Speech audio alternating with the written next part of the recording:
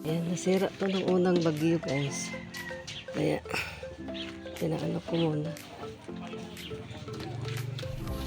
Dahil nandito sa kalsada, pumapasok ang mga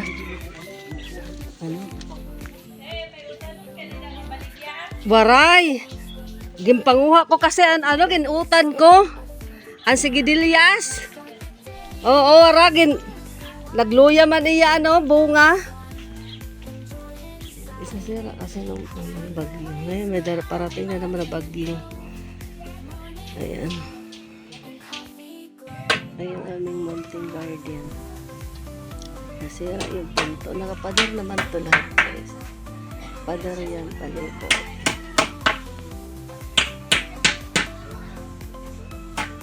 Ito dito, hindi nakapadar. Ito dito sa likod, nakapadar na yan.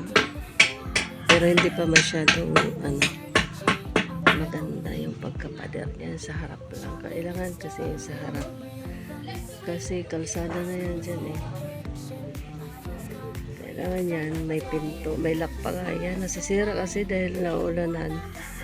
Nasisira yung lock, ilang lock na ang nabili ko niyan. Nasira nung unang bagyo, nung kailan yun nagkabagyo. Tapos, alam yung kay Tino, signal number 1 lang naman ang Northern Sam.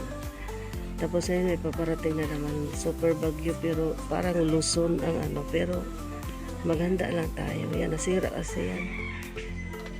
Marami akong tanim dito sa loob. Kailangan may pinto talaga. Kasi meron kami mga sili. Ang dami namin dito guys. Kompleto, hindi na akong bibili sa palengke. May spring onions. Yan. Pang araw-araw natin nagamit. Hindi na tayo bibili.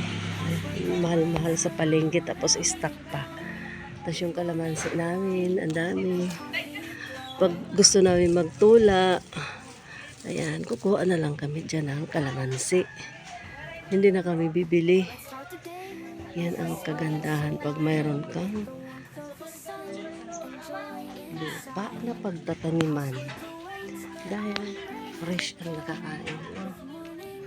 Hindi ka nabibili ng gulay. Yung gulay sa palengke, mayroon na yung syempre, lalagyan nila ng fertilizer para gumanda yung tubo, gumanda yung itsura ng daming bunga ng sili ko guys, siling haba yan, maanghang din yan.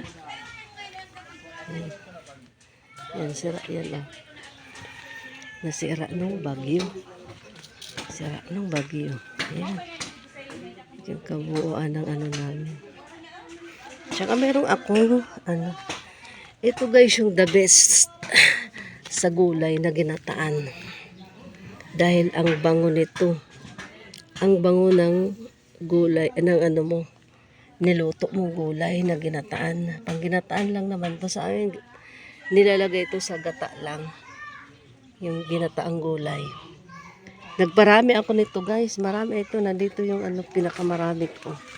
Yung maganda yung tubo niya, ayan. Ayan. Ayan.